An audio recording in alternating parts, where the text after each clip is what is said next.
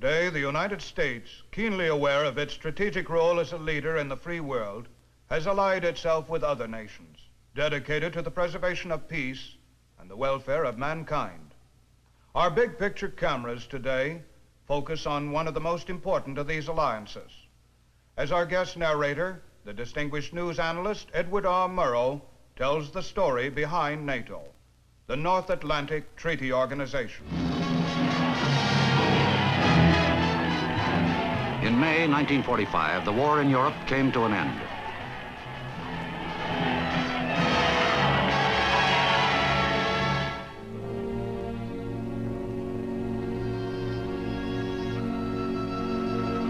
This had been the price of Europe's unpreparedness.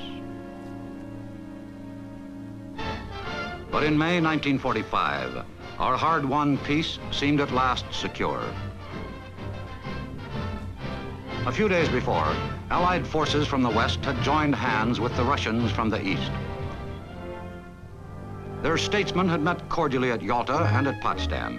They had agreed that the countries they had occupied should be truly liberated and that freely elected governments should be set up as soon as possible. Within a few months, the countries of Western Europe and Scandinavia were free and independent. But for the countries occupied by Russia, Stalin had other ideas. Throughout Eastern Europe, elections were held. But the Russians had placed the communists in key government positions and in the secret police. Within a short time, the non-communist leaders had been liquidated. Russia had swallowed up 8 European countries without firing another shot, other than those of the execution squads. Great Britain and the United States protested that these countries had been coerced by threat of force and that Russia had broken her treaty. But Russia ignored the protests. Stalin knew that the greater part of the Allied forces had gone home, leaving their arms to rust in the fields of Europe.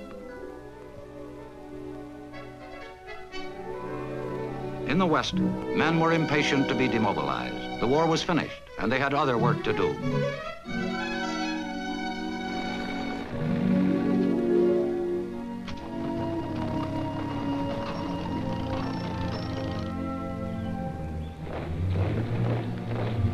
But the Russians had not demobilized. They retained overwhelmingly the largest force in Europe.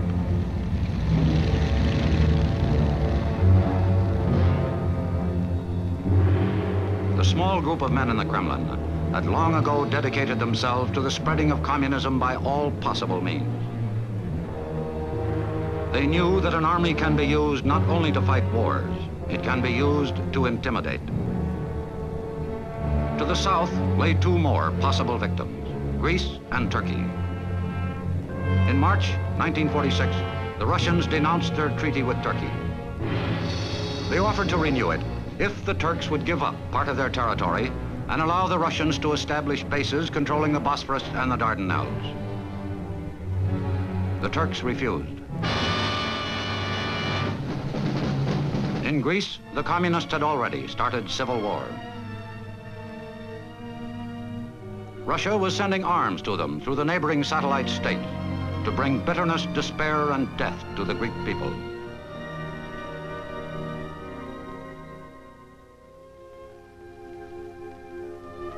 If Greece and perhaps Turkey were not also to be swallowed up, help had to come from the West. At this crisis, in March 1947, President Truman asked the United States Congress in an historic speech to modify its traditional policy of neutrality. I believe that it must be the policy of the United States to support free peoples who are resisting attempted subjugation by armed minorities or by outside pressures.